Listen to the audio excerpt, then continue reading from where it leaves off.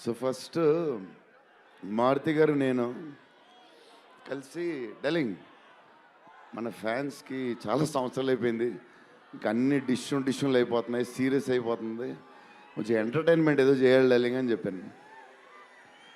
చేద్దాం డలింగ్ అని చెప్పి ప్లాన్ చేసాం, అది చేసాం, ఇది చేసాం. ఫైనలీ హారర్ కామెడీతో సెట్ అయింది.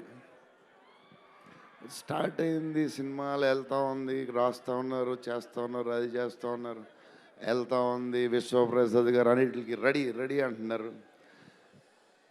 కథ ఒక పేస్కి వెళ్ళేసరికి క్లైమాక్స్, నేనైతే మారుతి గారు రైటింగ్ ఫ్యాన్ అయిపోయాను, సీరియస్ చెప్తున్నాను.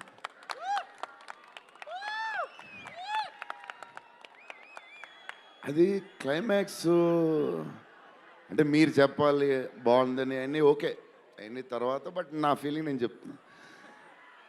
అసలు ఈ క్లైమాక్స్ డలింగ్ పెన్తో రాసావు, మిషన్కి ఎంతో రాసావు చెప్పు. ఇప్పుడు దాకా క్లైమాక్స్ చాలా కొత్త పాయింట్ నాకు తెలిసి.